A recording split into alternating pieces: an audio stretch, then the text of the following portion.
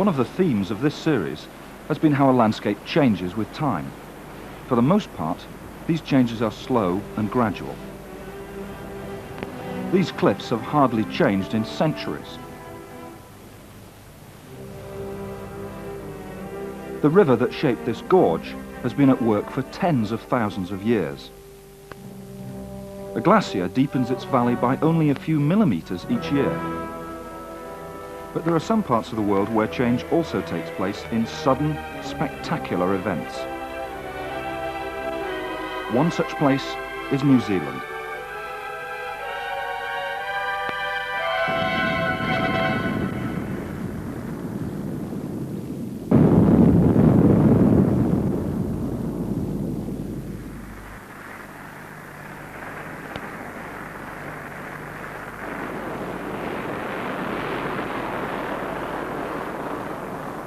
This is a country where people expect the unexpected.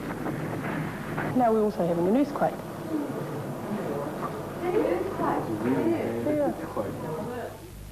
The energy that melts rock, twists rails, topples buildings, and buckles roads comes from deep inside the earth.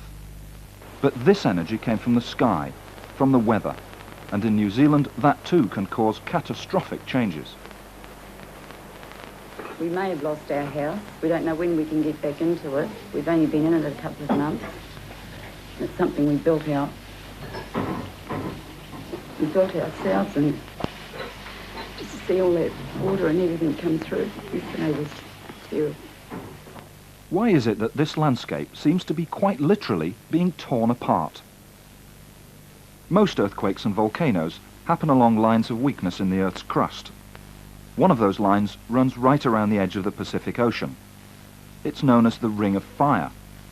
It marks the boundary between the gigantic plates that the continents stand on.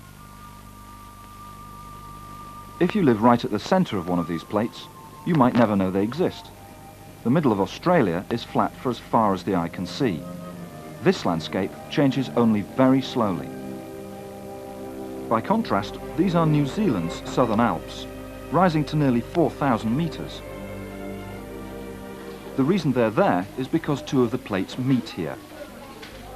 New Zealand children learn about these plates early, and with good reason. They have shaped the landscape, and they're still changing it. The boundary between the plates runs straight through the middle of the country, the Pacific Plate to the east and the Indo-Australian Plate to the west. The plates are actually on the move. Where they meet, one is forced down, sliding underneath the other. As the plates bulldoze into each other, the land is crumpled, pushed, folded and forced upwards to form mountains. The Southern Alps, in New Zealand's South Island, are, geologically speaking, quite young. And because they're so young, they're still being formed.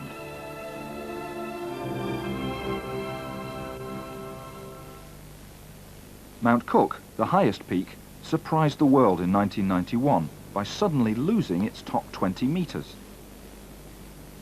14 million tons of rock thundered into the valley. Geologists were astonished when they saw what was inside the mountain. What surprised me was it looked like wheat bix. It was just a pile of gravel. The rocks are completely shattered. And when you get to see what it's made of, I don't know why it's the highest peak. Sooner or later it'll fall off and won't be the highest anymore. Along the side of the Southern Alps runs what is said to be the longest natural straight line on Earth, a fault line over 500 kilometres long. It marks the boundary between those two plates. The field on the left is on the Indo-Australian Plate. The one on the right is on the Pacific, and they're not only colliding, but also sliding past each other at an astonishing 2.5 centimetres every year. In all, the land has moved this much. But movement happens only occasionally, and then in sudden, sharp jolts. Earthquakes. Napier, North Island, February the 3rd, 1931.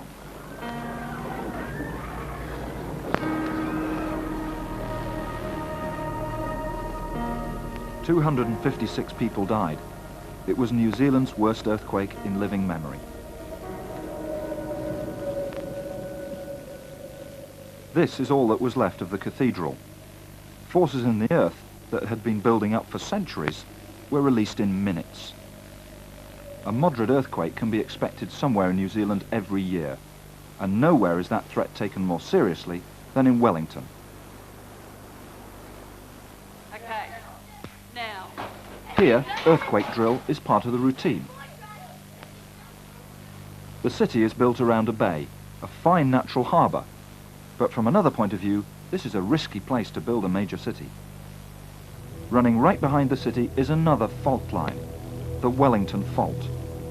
It's strained to breaking point, and sooner or later it will give way, and the land will readjust itself. The shock waves will hit Wellington with tremendous force. The city is prepared, but how well will it be able to withstand the next big quake? The last really big one was in 1855. Then the whole of the beach was raised up 3 meters. This road is built right along the fault line. It's not only earthquakes that result from the collision of the Earth's plates. As one plate is forced under another, the rock is heated to melting point. The molten rock is forced upwards.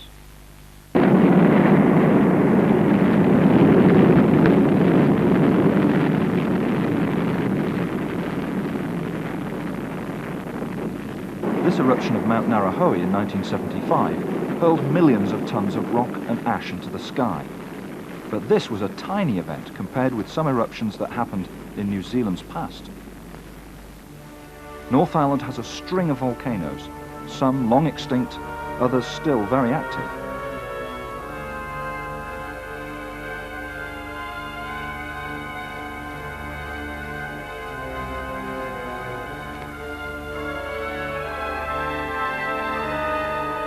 White Island, just offshore, is at present the most active of all. It erupts almost every year.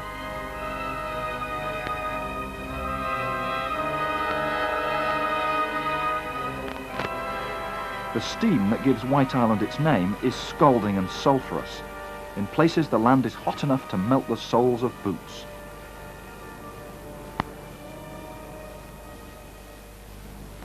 The newest crater, formed during an eruption in 1976, is well below sea level. If sea water ever flooded in here, the whole island could explode. Mount Tarawera was once one of New Zealand's most violent volcanoes.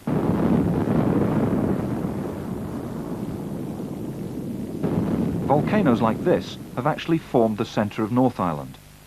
Each eruption has covered the land in ash to a depth of many meters.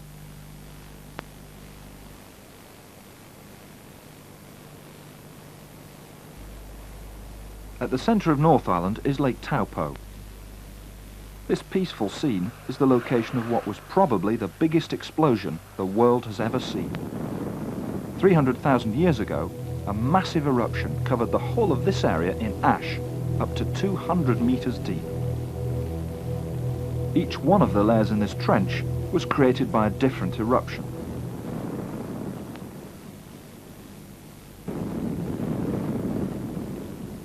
Most erupted long, long ago, before there were many people in New Zealand to be affected by them. But it's a different matter today. The city of Auckland is built around no fewer than 50 volcanoes. Rangitoto, out there in the bay, last erupted only 200 years ago. It could easily do so again. Unlike earthquakes, volcanoes do give us some advance warning that they're about to erupt. The best that the people of North Island can do is to keep a constant check on what's happening under the earth and hope for the best. There is still another source of energy that's at work on the New Zealand landscape: the weather. Clouds laden with moisture approach South Island. This is the nor'wester, one of the weather systems that has shaped the land with wind and water.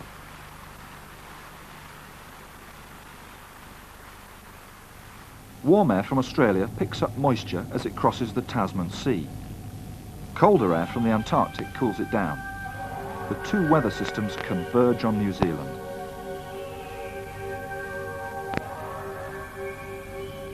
This speeded up sequence shows what happens when they arrive. Their path is interrupted by a mountain range, the Southern Alps. The mountains force the air upwards. This cools it even further. The cold air cannot carry so much water, so on the west side of the mountains, it falls as rain. Rain in staggering, spectacular quantities. Parts of South Island regularly get 9 metres of rain a year, and up to 12 metres have been recorded. It's one of the highest rainfalls in the world. What the forest cannot hold soon runs off, taking with it trees, rock and sediment.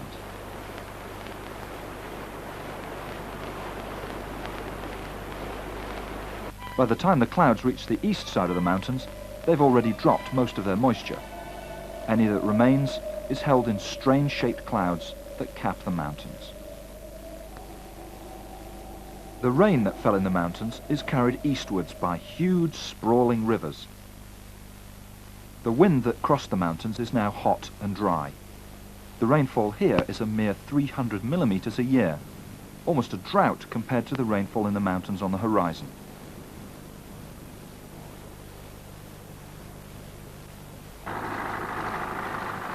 Any crops planted here will need irrigation. The contrast between east and west, between dry and wet, is striking. The native forest of New Zealand has adapted well to cope with the massive rainfall that it receives every year.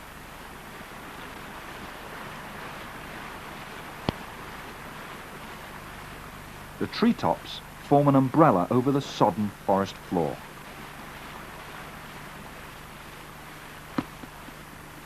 Leaves break the fall of the raindrops and absorb their energy, protecting the soil underneath. But where there is no forest cover, the land has simply been washed away, and we have mainly ourselves to blame. Disastrous landslides like this were created by people interfering with nature. And here's how it happened. Millions of years ago, New Zealand was part of a much larger landmass. As the plates that the continents rest on moved apart, New Zealand drifted off into the Pacific Ocean, taking with it a unique assortment of plants, insects and birds. Among these prehistoric relics, there were no mammals to threaten them. No foxes, no bears, no tigers. The kiwi lost its power of flight because it had no enemies, as did the strange-looking takahi. When the first Europeans arrived, they brought with them their own animals, amongst them deer and rabbits. With no natural enemies, these animals multiplied out of control and caused immense damage to the land.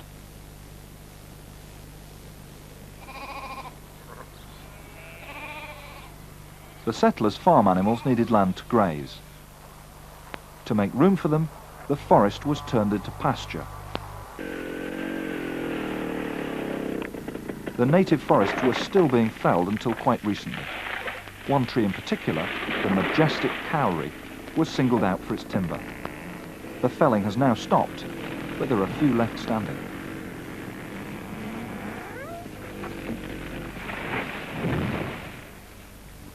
And so, in the space of 150 years or so, much of the New Zealand landscape has changed from forest to grassland. When rain hits the freshly exposed rock and soil, there's often nothing to stop it from being broken up and washed away.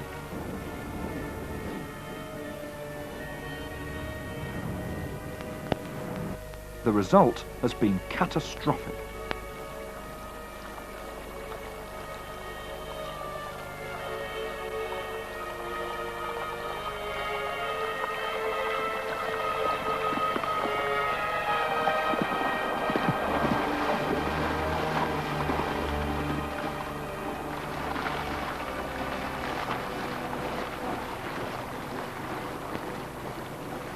Some erosion did happen even when forest covered these hillsides. But without the trees and their roots to bind the soil together, this landscape will probably never completely recover. Here at Tarndale, the worst of these landslides, the soil is still on the move. Every rainstorm carries more into the valley.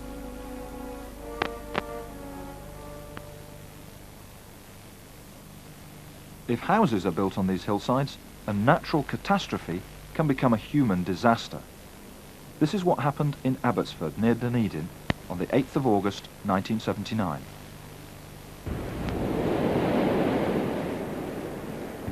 Overnight, 6 million tons of soil slid into the valley, taking with it 5 streets and more than 50 homes. No lives were lost, but this disaster too could have been avoided. Engineers had cut into the bottom of the hillside to build a new road and made the hill dangerously unstable. Heavy rain did the rest. A much greater disaster was to come on the 5th of March 1988. A tropical cyclone approached North Island with enough energy to inflict terrible damage.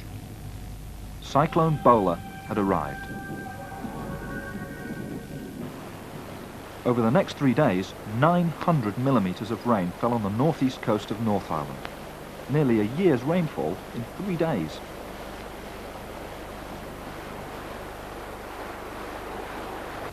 The Waipaoa River rose by 11 metres and then took a new route to the sea across open farmland. It brought with it millions of tons of mud and silt that settled in a thick layer over the fields.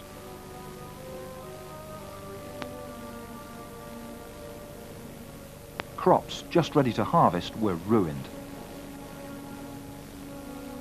When the water had subsided, people began to count the cost of the worst storm in living memory. The mud dried in the sun. What one day had been useful, productive fields, the next were a waterlogged wasteland. The land will be useless for years. The mud has few of the minerals and nutrients needed for growing good crops. And this is where it came from. Every one of these scars is a major landslip. Stripped of their forest cover, the hills were unable to resist the aerial bombardment from the cyclone. The soil here is some of the most easily eroded in the world. But where there were mature trees, there was less erosion. The land stayed where it was, held by the tree roots.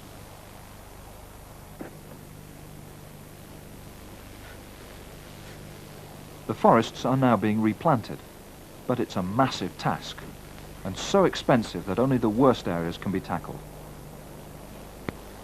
The penalties for making mistakes with this landscape are high. So many of the early settlers drowned in the massive rivers that they called it the New Zealand death. Geographers say there are hazards, there are risks, and there are disasters. Volcanoes, earthquakes and cyclones, they're hazards. Building a city where a hazard is likely to strike creates a risk.